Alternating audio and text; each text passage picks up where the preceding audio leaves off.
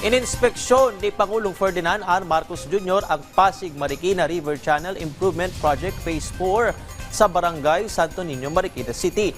Makatutulong ang proyekto para mapahusay ang flood control sa Metro Manila. Nagbabalik si Vel Custodio sa detalye.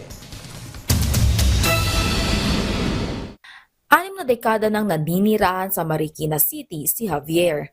Sa tagal niya sa lugar, naabutan pa niya na hindi pa umaapaw ang Marikina River kahit malakas ang ulan. Pero nang manalasa ang bagyong Ondoy noong 2009 sa Bartao na Marikina. Panahon ng Ondoy, nag-uumpisa na talagang pagka umulan ng bumabaha na talaga ng husto. Sa tabi rin ng Marikina River nakatira si Antonio. Dito na rin siya naghahanap buhay. Pagkahapon nagtitinda ng balot. May pesto kami doon. Pagka yung medyo, pag umuulan ng malakas, yun. Pag bumaba, tigil. Tigil lang yung namin, hanap buhay. Walang pagkakakitaan. Ayon sa mga residente, simula nang pinalawak ang carrying capacity ng Marikina River, hindi na madaling tumaas ang level ng tubig sa ilog kahit tuloy-tuloy pa ang pag-ulan. Hindi naman gaano kaming binaha rito. Di katulad ng mga ibang nakaraang mga talagang pagka umulan ng ganun siyam-siyam na takong tawagin, talagang apaw na. Mas napaganda yung ilog namin, yun hinukay. Yung tuloy-tuloy ang ulan, yan, lumalaki tubig, inaabot yung second floor namin. Ngayon, di na.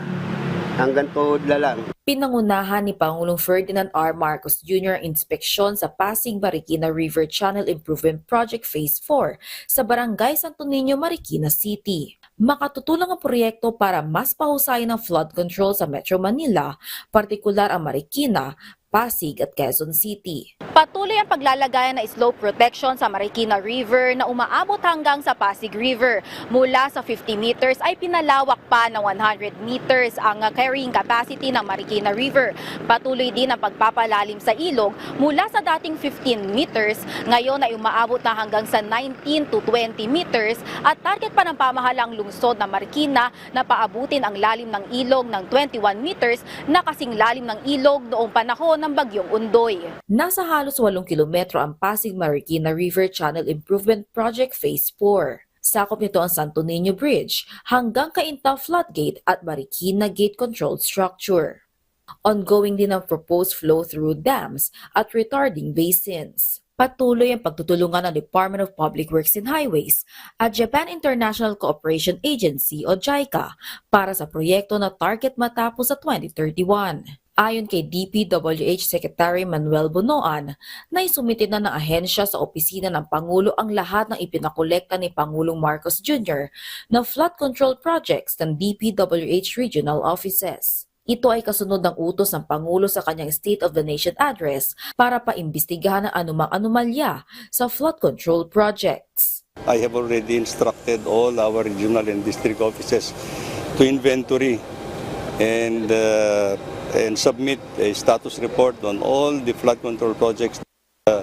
Yung sinabi namin na natapos namin, I think this is about 9,855, and which the list has already been provided to the Office of the President. Nagpunta rin ang Pangulo sa Sumulong Highway para sa inspeksyon ng installation ng culvert pipes para sa drainage projects. Nagtutulungan din ang DPWH at Metropolitan Manila Development Authority para sa rehabilitation ng pumping stations. Vel Custodio para sa Pambansang TV sa Bagong Pilipinas.